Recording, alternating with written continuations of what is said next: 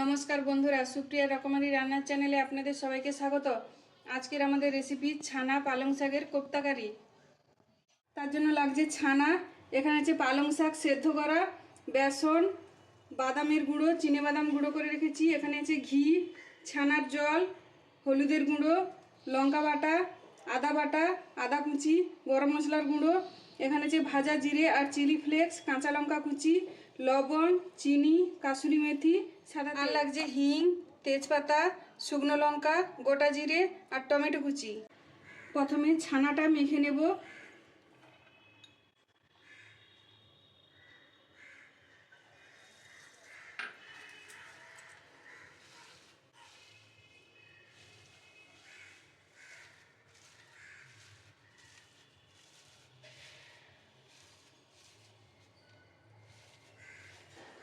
ছানাটা খুব ভালো করে মেখে নিয়েছি। এরপরে দিয়ে দেবো সেদ্ধ করা পালং শাক। পালং শাকটা যখন নেবেন জলটা বের করে তারপরে দেবেন, পালং শাকে যেন না জল থাকে।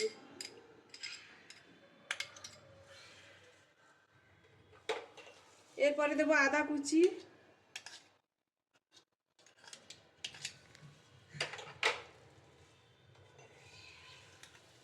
দেবো একটু চিনি, দেব লবণ, কাঁচা লঙ্কা কুচি,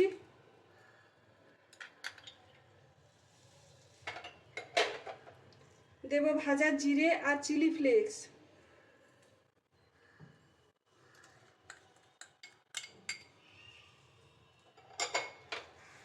দেব অল্প একটু গরম মশলার গুঁড়ো,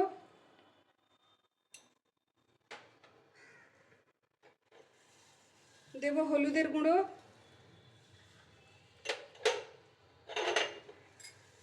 দিয়ে দেবো অল্প একটু কাসুরি মেথি,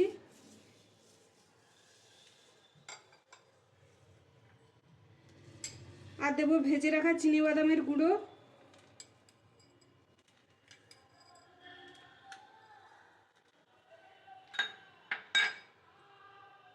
দিয়ে দেবো একটু ঘি,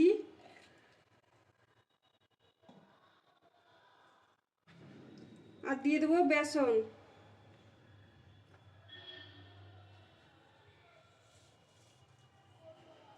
এরপরে এগুলোকে হাত দিয়ে আবারও খুব ভালো করে মেখে নেব।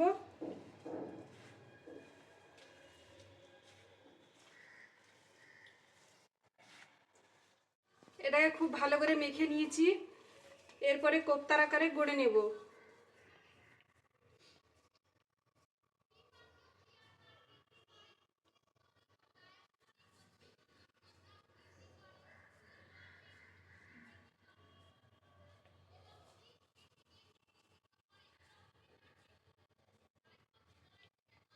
এইভাবে সবগুলো রেডি করে নেব। কোপ্তাগুলো সব রেডি করে নিয়েছি, এরপরে ভেজে নেব। ভাজার জন্য এদিকে আগে থেকে কড়াটা গরম বসিয়ে দিয়েছি, এর মধ্যে দিয়ে দেবো সাদা তেল।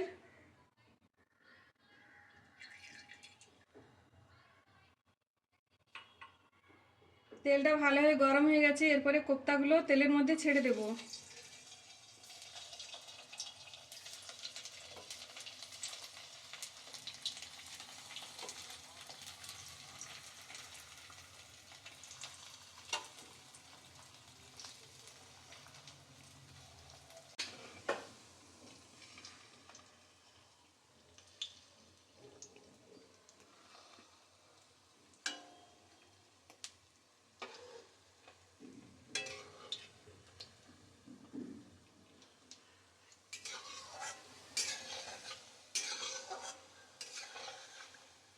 কোপ্তাগুলো লাল লাল করে ভেজে নিয়েছি, এরপরে তুলে নেব।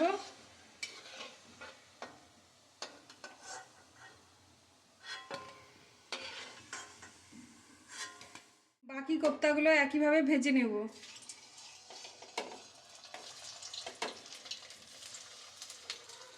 কোপ্তাগুলো ভেজে তুলে নিয়েছি, অল্প একটু তেল রেখে দিয়েছি, বাকি তেলটা নামিয়ে নিয়েছি। এই তেলের মধ্যেই দিয়ে দেবো দুটো তেজপাতা, দিয়ে দেবো গোটা জিরে, শুকনো লঙ্কা মাঝামাঝি কেটে দিয়ে দেবো, আর দিয়ে দেবো হিং।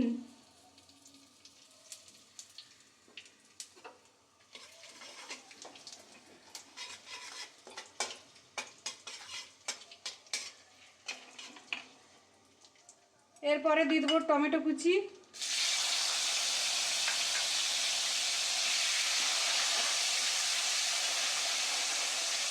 দিয়ে দেবো আদা বাটা,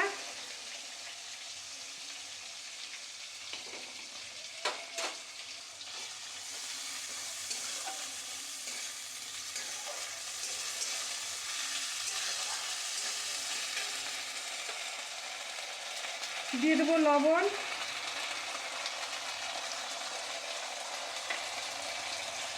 দেব চিনি,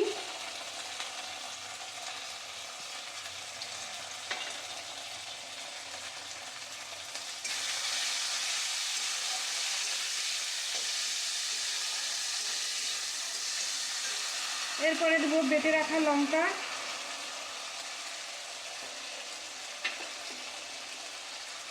আর দিয়ে দেবো হলুদের গুঁড়ো।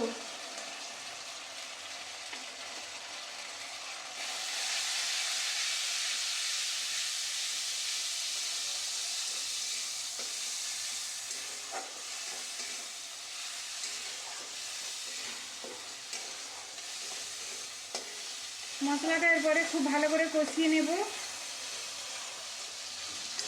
মশলা খুব ভালো করে কষিয়ে নিয়েছি, মশলা থেকে তেল ছেড়ে গেছে। এরপরে দিয়ে দেবো অল্প জল,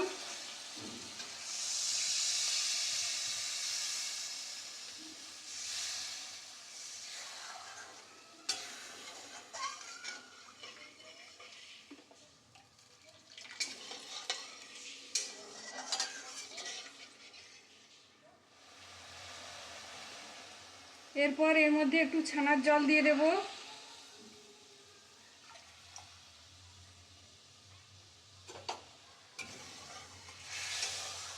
মানে আমি যে ছানাটা কাটিয়ে রেখেছিলাম সেই জলটা তুলে রেখেছিলাম, ওই জলটাই একটু দিয়ে দিলাম।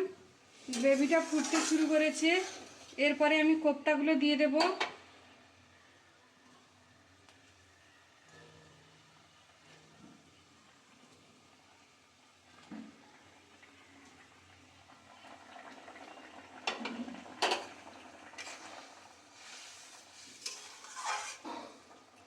এরপরে দেব গরম মশলার গুঁড়ো,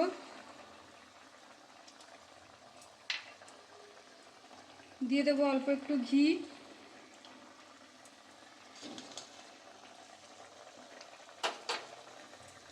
আর দিয়ে দেবো কাসুরি মেথি।